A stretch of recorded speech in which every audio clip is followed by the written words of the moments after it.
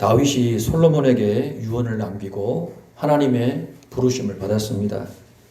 그 당대 가장 강한 나라의 왕이었고 또한 유명 인사였기 때문에 다윗의 장례식에는 주변 나라의 중요 인사들도 참석했을 것입니다.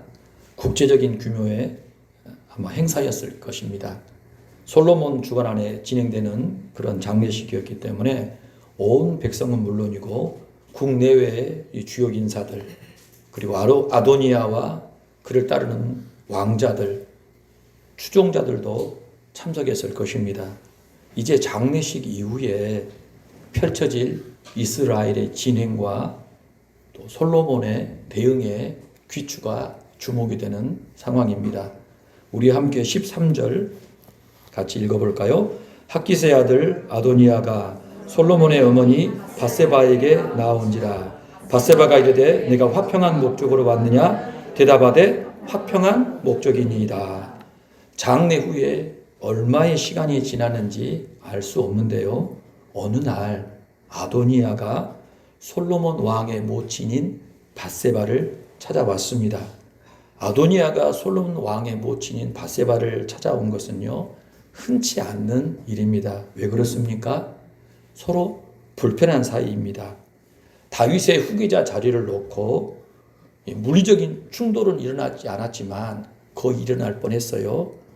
물리적인 충돌은 일어나지 않았지만요, 사실 목숨을 걸고 다퉜던 그런 관계였어요. 지금도 적지 않은 갈등과 반목이 있었던 그런 사이입니다. 밧세바와 아도니아는요, 사실상 권력의 이 대척점에 서 있었던 사람들입니다. 그런 긴장과 이 불편함이 두 사람 간의 대화 속에도 여실히 드러나고 있는데요. 자신을 방문한 아도니아에 대해서 밧세바가 던진 첫 마디가 무엇입니까?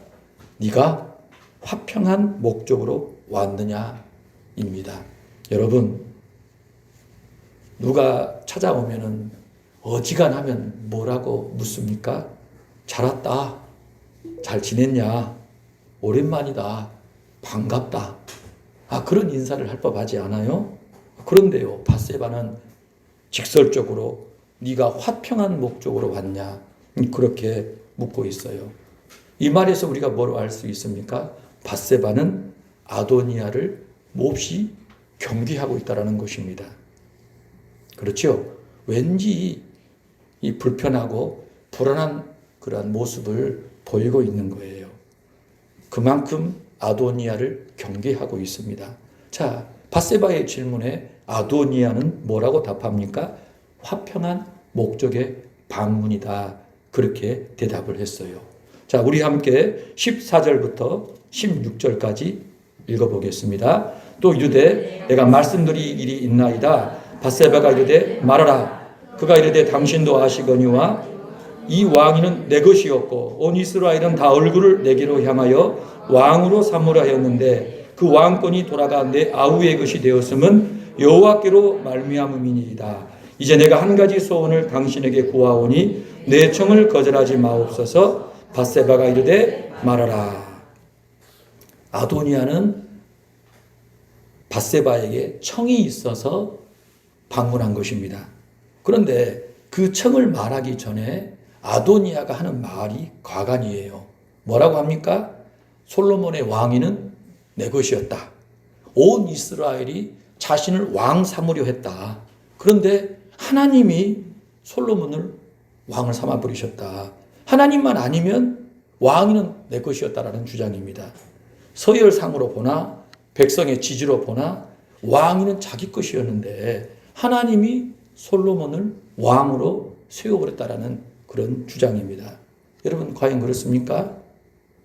아도니아가 하는 말이 지금 맞습니까? 그럴 것 같기도 한데 우리가 생각할 수도 있는데요.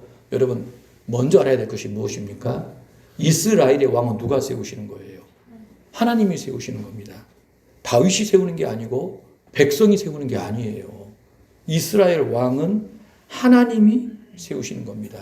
하나님께서 솔로몬을 왕으로 세우셨어요. 그런데 그 뜻을 아도니아는 거역하고 하나님께 반역합니다. 그 자리를 제 마음대로 차지하려고 덤벼든 것입니다. 하나님을 전혀 인정하지 않았고요. 아버지도 무시해버렸어요. 제 멋대로 임의대로 행동했던 것입니다. 하나님의 뜻을 구하거나 따르는 일도 없었고 아버지의 마음을 살피고 위하는 태도도 도무지 찾아볼 수 없는 사람이었어요. 그 사람 마음속에는 뭐가 들어있어요? 하나님을 향한 원망, 그리고 솔로몬에 대한 미움, 굉장히 짙게 깔려있는 거예요. 살아계신 아버지 밀어내버리고요.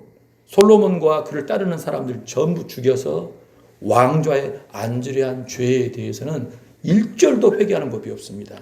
미안함, 양심의 가촉도 전혀 눈꼽만큼도 찾아볼 수 없는 그런 상황이에요.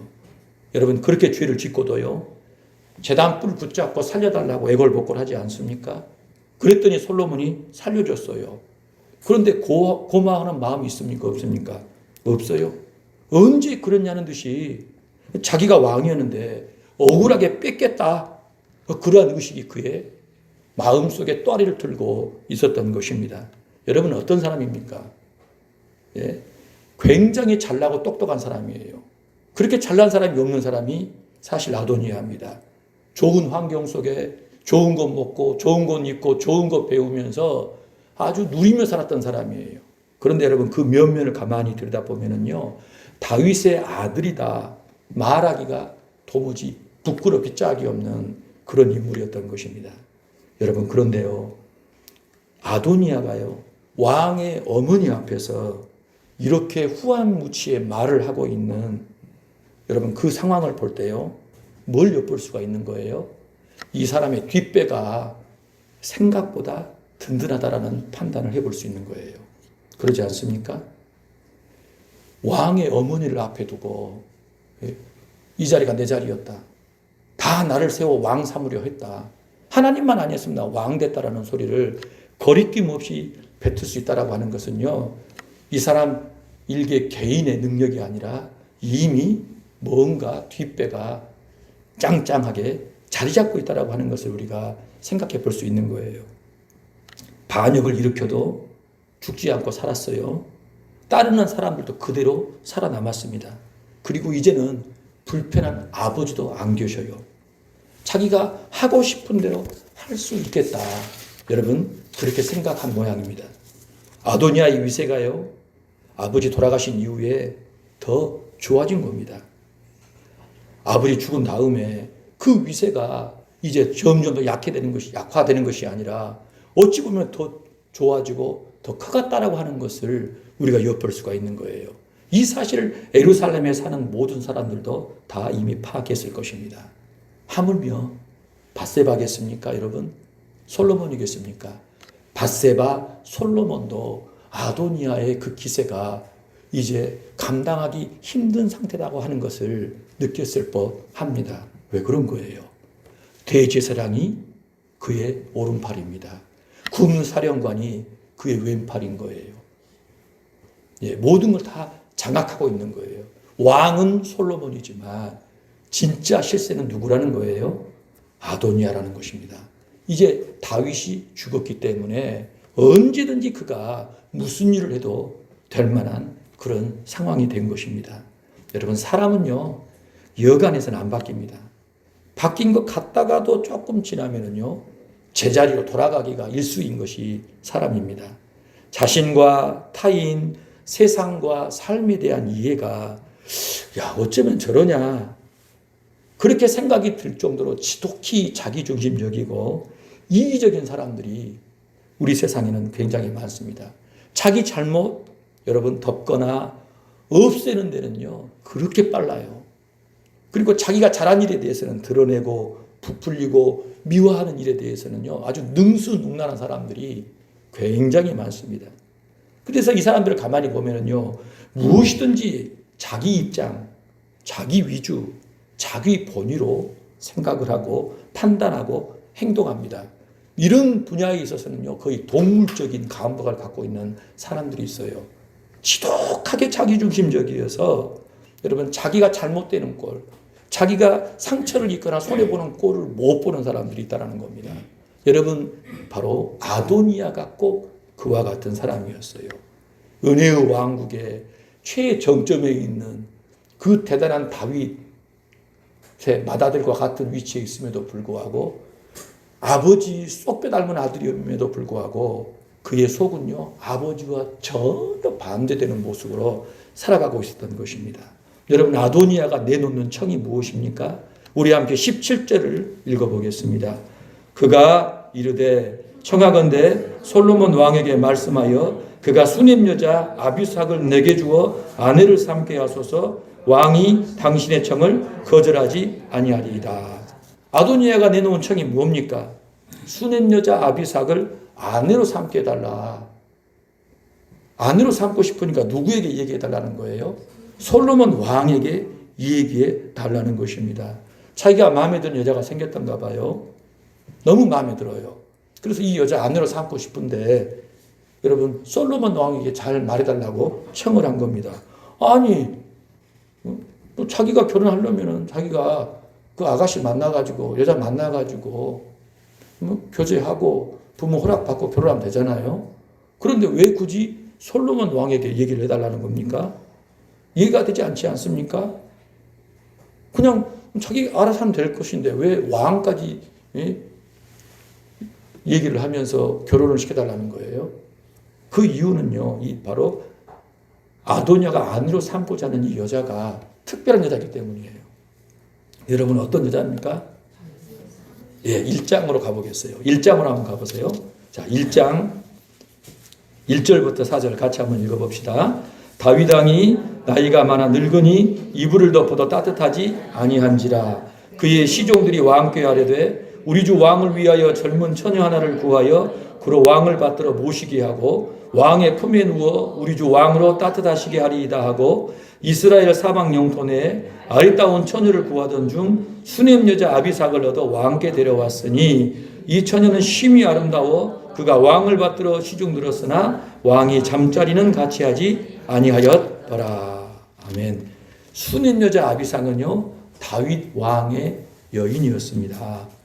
그 여인을 아도니아가 지금 아내로 삼고 싶다라고 얘기를 하는 거예요. 아버지의 여인을 자기 아내로 삼겠다라는 청입니다. 여러분, 이 청이 가당키나 하는 청입니까?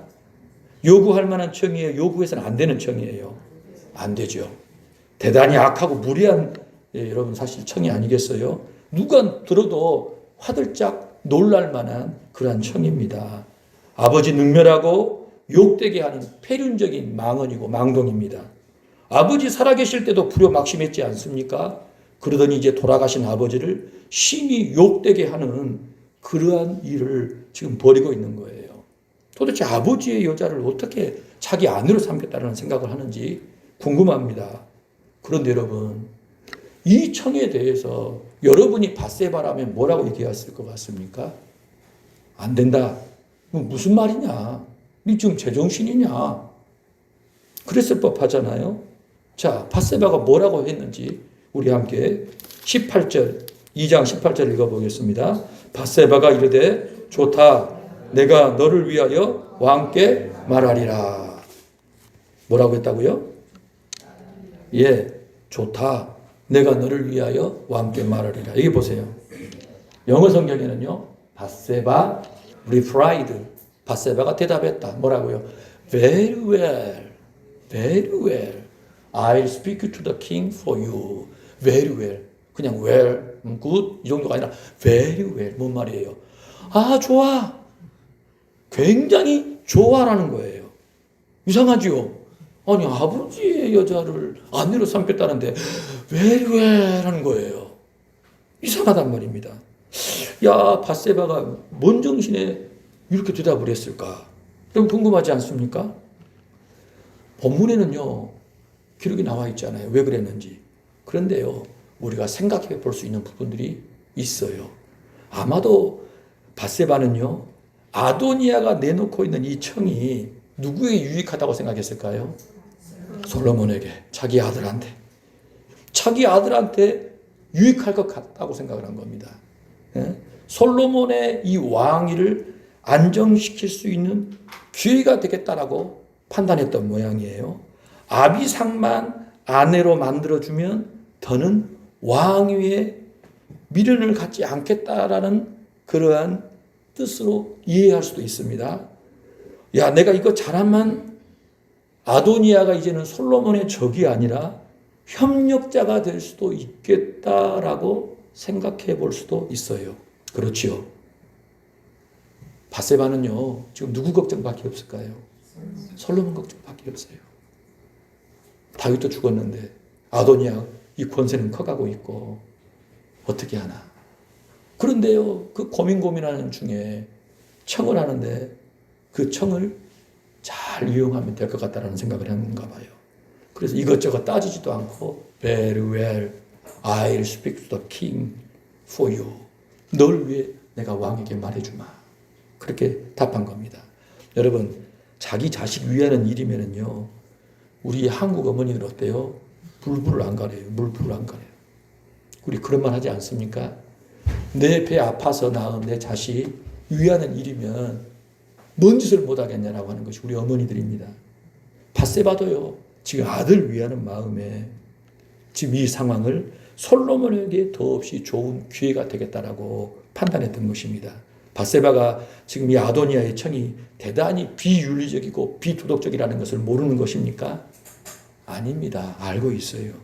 그런데 알매도 불구하고요, 이 지금 불안한 현실 앞에서 자식이 안정을 얻고 잘 되기를 바라는 마음이 너무나 컸고 간절했기 때문에 아도니아의 청을 순순히 받아들였던 것입니다. 여러분, 이후의 상황이 어떻게 되었을까요? 자, 19절부터 21절을 보시기 바랍니다. 밧세바가 이에 아도니아를 위하여 말하려고 솔로몬 왕에게 이르니 왕이 일어나 영접하여 절한 후에 다시 왕좌에 앉고 그의 어머니를 위하여 자리를 베푸니 그가 그의 오른쪽에 앉는지라. 밧세바가 이르되 내가 한 가지 작은 일로 왕께 구하오니 내 청을 거절하지 마소서. 왕이 대답하되 내 어머니여 구하소서. 내가 어머니의 청을 거절하지 아니하리이다. 이르되 청하건대 수님 여자 아비삭을 아도니아에게 주어 아내로 삼게 하소서. 밧세바가 아도니아의 청을 품고 왕에게 갑니다. 갑작스러운 어머니의 방문에 솔로몬은 왕에 앉아있다가 벌떡 일어나서 정중히 영접합니다. 그리고 절합니다. 어머니에게 절한 거예요. 그런 이후에 자기 어머니를 오른쪽에 자리를 마련해서 앉힙니다. 그리고 그녀의 청에 대해서 들어주겠노라고 정중하게 말씀을 드리는 거예요. 여러분, 솔로몬이 자신의 어머니를 얼마나 존경하고 정중히 대했는지를 우리가 엿볼 수가 있잖아요. 밧세바가요, 솔로몬 왕에게 첫 마디가 무엇입니까? 한 가지 작은 일 청하러 왔다. 거절하지 말라고 합니다. 그러니까 밧세바는요, 아도니아가 아버지의 아내였던, 여인이었던 사람을 자기 아내로 삼게 해달라는 그 청이 어떤 일이에요? 한 가지 작은 일, 사소한 일로 지금 생각하고 얘기를 한 겁니다. 복잡한 문제가 아니야. 쉽게 내릴 수 있는 뒤탈이 없는 그런 일 정도로 생각해서 솔로몬에게 미리 안심시키고 얘기를 하고 있는 거예요. 선친의 여인이었지만 잠자리 같이 하지 않았다. 그리고 결정적으로 솔로몬 통치에 가장 걸림돌이 되는 아도니아가 지금 던지는 협상 카드라는 거예요. 이거 잘 활용하면은 이래저래 좋은 기회가 되지 않겠냐. 그런 의도가 담겨 있는 말이라는 것입니다. 과연 솔로몬도 그렇게 받아들일지 어쩔지 의문인데요. 자, 솔로몬이 어머니의 청 들어보니까 누구의 청이에요? 아도니아의 청이에요. 그걸 이미 알았어요. 어떻게 반응했을까요? 자, 22절을 같이 한번 읽어볼까요? 솔로몬 왕이 그의 어머니에게 대답하여 이르되 어찌하여 아도니아를 위하여 수냄 여자 아비삭을 구하시나이까? 그는 나의 형이오니 그를 위하여 왕권도 구하옵소서. 그뿐 아니라 제사장 아비아달과 수르의 아들 요압을 위해서도 구하옵소서 하고. 여러분, 지금 솔로몬의 표정이 어떤 표정인가요? 화가 났어요. 전에 없이 분노하고 있습니다. 표현상으로는요, 거친 말이 없잖아요. 그러나 그 내용을 들어보면은요, 굉장히 분노해 있다는 것을 알 수 있어요. 그렇죠? 어머니를 향한 실망이 담겨 있습니다. 그리고요, 아도니아를 향한 분노가 가득 담겨 있는 거예요. 밧세바가 해석하지 못한 아도니아의 청에 담겨 있는 다른 의도를 지금 솔로몬은 간파한 것입니다. 자, 여러분 사무엘하로 보세요. 안 되네. 사무엘하 16장을 보시기 바랍니다.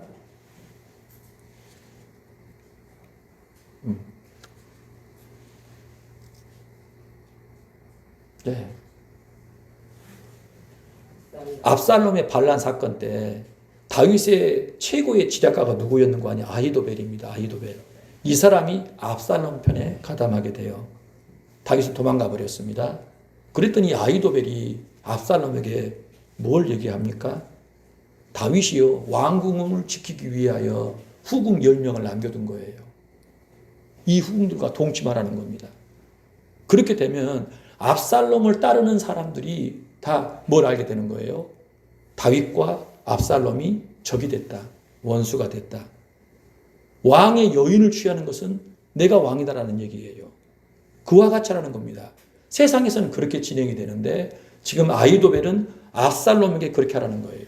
그래서 압살롬이 그렇게 행했습니다. 그랬죠? 아히도벨이요, 다윗의 왕자를 뺏는 것은 물론이고 그의 명성도 더럽혀버리고요, 숨통마저 끊으려 했던 그런 사람이에요. 그래서 그 계략에 따라서 압살롬은요, 아버지의 여인들, 사람들이 다 보는 데에서 왕궁에 텐트 쳐놓고 그 짓을 했던 것입니다. 그래서 자기를 따르는 사람들은 다 다윗과 압살롬은 원수여 적이다. 이제는 압살롬의 나라다라고 하는 것을 확증을 시켜버렸던 것입니다. 여러분, 아도니아가요, 아버지의 여자 아비삭을 아내로 삼겠다라고 하는 것이 무슨 의미냐면은 아버지의 왕위가 이제 누구 것이다, 내 것이다라는 거예요. 그러면 여러분, 솔로몬은 뭐가 되는 거예요? 반역자가 되는 겁니다. 그 청 안에는요, 아버지의 왕위가 내 거다, 솔로몬은 반역자다라고 하는 그 의미가 담겨져 있던 거예요. 솔로몬과 화해하고 돕는다? 1절 없습니다, 여러분. 다윗의 왕위가 자기 것이라고 하는 그 명분을 얻기 위해서 만들어낸 계책입니다. 계략입니다.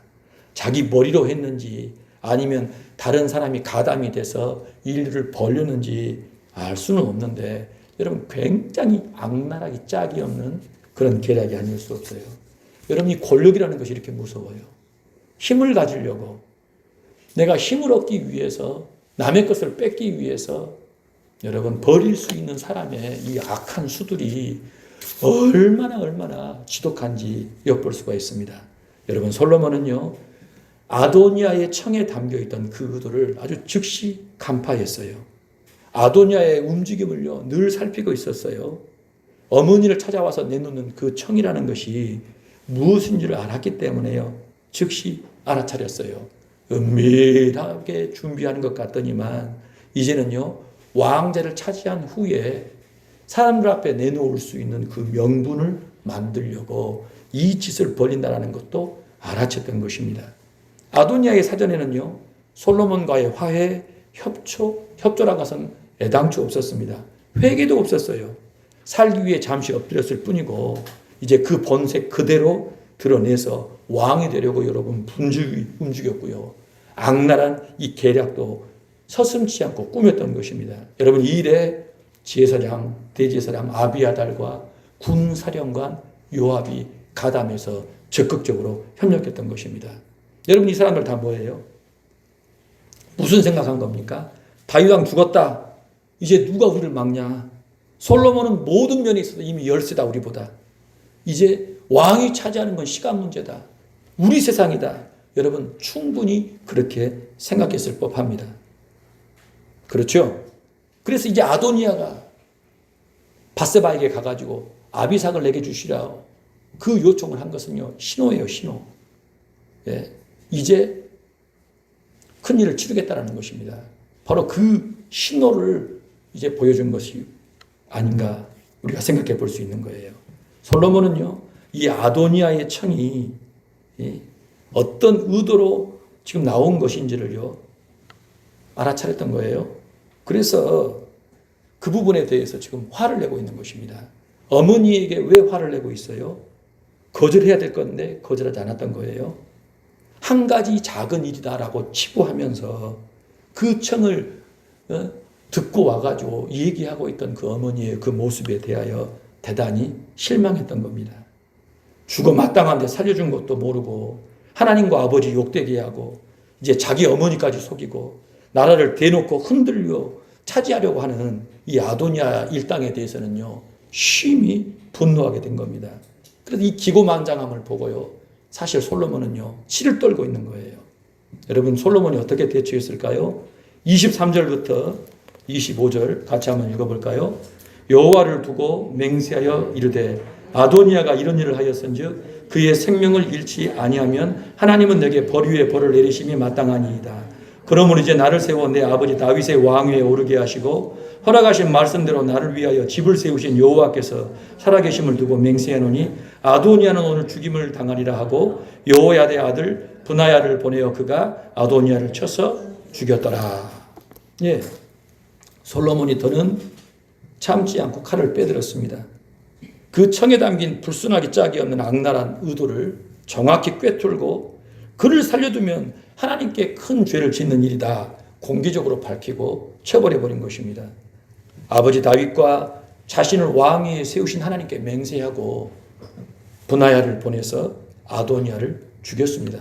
여러분, 그리고요 26절부터 27절에는 누가 나와요? 대제사장 아비아들이 나옵니다. 솔로몬이 즉각 그를 호출합니다. 그리고 한 얘기가 뭐예요? 아버지와의 정이 있었기 때문에 아버지 당대에 법궤를 맺던 사람이고 아버지를 고난 가운데 도와줬던 사람에게 목숨을 살려준다. 그러나 너는 이제 제사장직 못한다. 파면시켜버린 거예요. 내쫓아버렸습니다. 대제사장인데. 그런데 여러분, 이 일은요, 예? 사무엘상 2장에 가서 보면은요, 하나님께서 실로에 엘리 제사장이 있어요. 엘리 제사장에게 저주했던 내용이 나와요. 엘리도 자기 아들들 관리를 안 해요. 아들들이 예배를 망쳐버렸습니다. 하나님 앞에. 하나님이 여러 차례 경고를 했음에도 불구하고 안 들으니까요, 하나님께서 엘리에 대하여 저주하신 거예요. 뭐라고 하십니까? 너희 집안에는 노인이 없다. 노인이 없을 것이다. 남자들 전부 다 죽을 거야.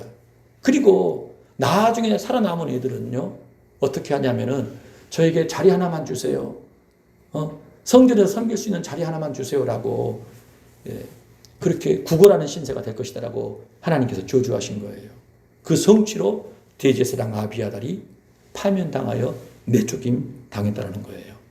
나를 존중히 여기는 자를 내가 존중히 여기고 나를 멸시하는 자를 내가 경멸하리라.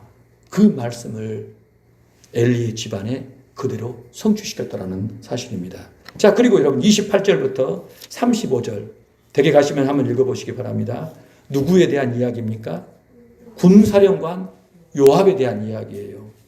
여러분, 요압같이 용맹하고 요압같이 지략이 뛰어난 장군이 없습니다. 다윗의 최측근인데 가장 다윗이 힘들어했던 사람, 권력욕이 무시무시한 사람입니다. 압살롬 때는요, 압살롬을 죽이기까지 한 사람입니다. 다윗이 제발 좀 살려달라고 했는데 그거 무시하고 죽여버렸어요. 그러더니 이제는 늙음하게는요, 아도니아 편에 든 겁니다. 다윗은 죽었고 대세를 본 거고 자기가 힘을 잡을 수 있는 자리를 차지했는데, 여러분, 아도니아가 죽었다더라, 아비아달이 파면됐다더라 얘기 듣고요, 요압이 어디로 도망칩니까? 성막으로 도망가가지고 제단불을 붙잡은 거예요. 누가 그랬어요? 이전에 아도니아가 그랬잖아요. 살려달라는 거예요. 나 여기서 죽겠다. 설마 내가 제단불 붙잡고 죽일까? 어떻게 합니까? 솔로몬이 그 말대로 해라. 요압을 죽입니다. 그리고 그의 집에 매장해 버린 거예요. 자, 그리고요 36절부터 46절에는 어떤 내용이 나와요? 다윗의 유언 가운데 이야기했던 또 다른 인물이 있었죠. 베냐민 사람 시므이. 안으로는 요압이 다윗을 괴롭게 했죠. 밖으로는 누가 있었다 그랬어요? 시므이가 있었다 그랬어요. 사울 왕국의 복원을 꿈꾸는 사람. 솔로몬이 그를 호출합니다. 그런데 죽일 건덕지가 없잖아요. 어떻게 해요? 너는 지금부터 예루살렘 밖을 떠나면 안 돼. 살려주겠다. 네가 우리 아버지한테 행한 일, 지금까지 한 일을 내가 다 보고 있는데 살려주되 넌 나와 약조를 해야 한다. 그 약조가 뭐냐면 예루살렘 떠나면 안 돼. 만약에 네가 예루살렘 밖을 떠나 기드론 시내를 넘으면 넌 죽는다. 어떻게 그 맹세에 대해 지킬 거야 말 거야. 좋습니다. 그렇게 하겠습니다 한 거예요. 3년이 지났는데요. 시므이의 종이 도망갔다라는 얘기를 알고 쫓아간 겁니다. 그리고 데리고 온 거예요. 솔로몬의 측근이 그걸 보고를 한 겁니다. 그대로 죽인 거예요. 여러분 이로써 어떻게 된 겁니까 여러분? 솔로몬 왕권을 위협하는 모든 존재들을 아도니아의 청이 불러온 일로 인하여 싹 다 정리해 버린 겁니다. 그러니까 아도니아의 그 청을 통하여 솔로몬은요 악인을 전부 제거하는 그러한 일을 행했던 것을 보게 되는 거예요. 아도니아가 이 밧세바에게 내놓은 그 청은요 솔로몬 몰아내고 왕이 될 준비가 끝났다라는 것을 알리는 신호였습니다. 오래도록 준비한 음모가 가시화되는 그러한 신호탄과도 같았어요. 밧세바는 그들을 여러분 간과했던 것입니다. 여러분 아도니아가 밧세바 보면서 얼마나 쾌재를 불렀을까요? 아무것도 모르고 그 말 그대로 고지곧대로 믿고 솔로몬에게 가가지고 그 얘기를 한 겁니다. 솔로몬을 좌지우지 할 수 있는 사람이라 생각했기 때문에 그렇게 행했던 거예요. 그런데 여러분 솔로몬은요 그 청을 허투루 보지 않았다는 것입니다. 정확히 간파하고 관련된 모든 죄를 물어 처벌을 했고요. 나라를 바로 세우는 기회로 삼았다는 거예요. 악인의 꾀가 성취되지 않고 오히려 의인의 통치가 견고하게 되는 기회로 삼았음을 저와 여러분이 확인하는 것입니다. 주께 사랑하시는 성도 여러분, 악인의 종말, 의인의 흥왕이 상식이 되는 세상이 되면 좋겠어요. 그렇지 않습니까? 진짜 악한 사람들은 망해야 합니다. 악한 사람들은 망해야 맞습니다. 그리고 의로운 사람들이 흥왕하는 세상이 좋은 세상이에요. 저도 그렇고 여러분도 그렇고 그런 세상이 이루어지기를 간절히 원하고 있어요. 그런데 여러분, 마귀가 하나님 지으신 세상 그리고 하나님이 형상으로 지으신 첫사람을 유혹할 때 얼마나 공을 들였는지를 다시 한번 생각하게 됩니다. 여러분, 그 증오의 마음 속에 하나님을 향한 미움의 마음 속에 계속 그 첫사람을 주목하여 살폈어요. 어떻게 하면 저것들을 무너뜨릴까? 저것들이 가진 모든 것이 내 것이 될 수 있을까를 깊이 몰두하면서 여러분 고민하고 고민해서 안을 내놓은 겁니다. 생각, 마귀의 사상. 그 사상을 가지고서 여러분 접근해서 마침내 결과를 이뤄냈던 것을 보게 돼요. 생각이 무섭습니다. 생각이 무서워요. 여러분, 생각이 무섭다니까요. 사람의 말이라는 것도 결국에는요, 생각에서 나오지 않습니까? 그래서 어떤 생각을 하느냐, 지금 어떤 생각이 여러분 비롯된 말이냐를 굉장히 중요한데 우리가 어찌하면 여러분 좋은 세상을 만들 수 있고 좋은 가정을 만들 수 있습니까? 생각이 건전해야 합니다. 하나님이 기뻐하실 만한 생각들을 해야 해요. 그렇지 아니하고 하나님의 뜻을 거역하고 대적하는 생각들로 우리가 그것을 쫓아가게 된다면요, 정반대의 결과를 맺을 수 있다는 사실을 기억해야 할 것입니다. 참으로 거룩한 분별력이 정말 중요한 시대가 되었어요. 어떻게 하면은 이 분별력을 갖추고 이 시대를 바라보고 주어진 삶을 잘 살 수 있을까? 그것이 정말 저와 여러분의 큰 고민이 된 시대인데요. 아무쪼록 하나님을 경외하는 쪽으로, 하나님께서 명령하신 쪽으로 진행하시기를 주의 이름으로 축복합니다. 악인의 생각, 그 말, 큰 위기와 분기를 불러온다는 사실을 기억하시길 바라요. 사탄은 하나님의 나라, 하나님의 교회, 하나님의 백성을요, 거짓된 사상, 거짓된 생각, 거짓된 말로 공격하고 허뭅니다. 그렇기에 진리의 말씀으로 철저하게 무장하지 않으면요, 언제 어떻게 무너질 수 문 열릴지 알 수가 없는 그러한 시대를 저와 여러분이 지금 살아가고 있다는 사실을 다시 한번 민감하게 반응하시기를 축복해요. 주중에 집에서 이렇게 제가 성경 보다가 또 누워있으면서 한 번씩 계속 이렇게 요즘에 이번 주에 좀 기도를 했어요. 근데 그런 생각이 확 스쳐 지나가더라고요. 야, 집에서 이렇게 성경 보고 집에서 이렇게 기도하면 얼마나 좋을까? 여러분 혹시 방이 없는 집에 사십니까? 내가 누워 잠잘 수 없는 방이 있는 분 계세요? 나는 누울 방이 없다. 그런 분 계세요? 없죠. 여러분 그곳이 골방인 줄 믿어요. 교회 나와서 기도도 하셔야겠지만 여러분 혼자 누워있는 여러분 그곳이 골방이 되면 좋겠어요. 방에서 기도 많이 하세요. 방에서 성경 여러분 가까이 읽으시고 방에서 찬양하시길 바랍니다. 제가 곽권사님 집을 매일 신방합니다. 주안의 교회 성도들 가정은 신방 안 하잖아요. 늘 그냥 기도만 하고 있는데 곽권사님 집은요 수시로 신방을 해요. 수시로. 새벽이고 낮이고 밤에 주무실 때도 한 번씩 가봅니다. 권사님 모르세요. 제가 비밀번호를 알고 있기 때문에 눌러가지고 가는데도 이미 모르세요. 그러면 권사님이 주무시고 계실 때도 있고 뭔가를 듣고 계실 때도 있고 보고 계실 때도 있어요. 문을 빼꼼히 열어도 모르세요.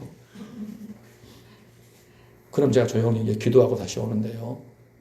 제가 정말 두루다니며 감찰하듯이 권사님을 살피고 있는데 곽 권사님 칭찬할 만한 내용이 한 가지가 있어요. 늘 성경. 제 바람은요, 집에서 기도를 더 많이 하셨으면 좋겠다는 생각을 합니다. 성경 많이 보시는데 기도도 하고 계신 줄 믿어요. 근데 기도를 더 많이 하셨으면 좋겠어요. 내 방이 내 골방이 되기를 축복합니다. 얼마나 하나님이 사랑하시고 축복하실까요? 그래서 가정에 그 영적인 기운이 흘러야 합니다. 영적인 기운이 흘러야 돼요. 기도하는 사람의 그 분위기들 있잖아요. 방이고 가정이고 거실이고 간에. 근데 예수 믿는 사람들이 집에서 성경도 안 보고 기도도 안 하고 기도는 교회 나와서나 하고 찬양도 안 하고 여러분 그러면은 함께 사는 가족들이 뭘 보고 뭘 듣고 뭘 배울까요? 여러분 그러면 안 됩니다. 굉장히 지금 위험한 시대를 저와 여러분이 지나가고 있는데 자신을 걸어가게 하시고 가정을 하나님의 나라가 충만하게 임한 현장으로 바꾸시길 축복합니다. 말씀 보시고 기도 많이 하시고 찬양하셔서 가정 천국 이루시고 가족들이 하나님 경외하여 예배하는 그 복된 현장이 되시기를 주의 이름으로 축복해요. 우리 시편 같이 한번 읽으시고 마치겠습니다. 시편 1편 1절부터 6절입니다. 없네요. 시편 1편 얼른 찾아보세요. 시편 1편 1절부터 6절입니다. 시작. 복 있는 사람은 악인들의 길을 따르지 아니하며 죄인들의 길에 서지 아니하며 오만한 자들의 자리에 앉지 아니하고 오직 여호와의 율법을 주의하여 그의 율법을 주야로 묵상하는도다. 그는 시냇가에 심은 나무가 철을 따라 열매를 맺으며 그 잎사귀가 마르지 아니함 같으니 그가 하는 모든 일이 형통하리로다. 악인들은 그렇지 아니하며 오직 바람이 나는 겨와 같도다. 그러므로 악인들은 심판을 견디지 못하며 죄인들이 의인들의 모임에 들지 못하리로다. 무릇 의인들의 길은 여호와께서 인정하시나 악인들의 길은 망하리로다. 아멘. 기도하겠습니다.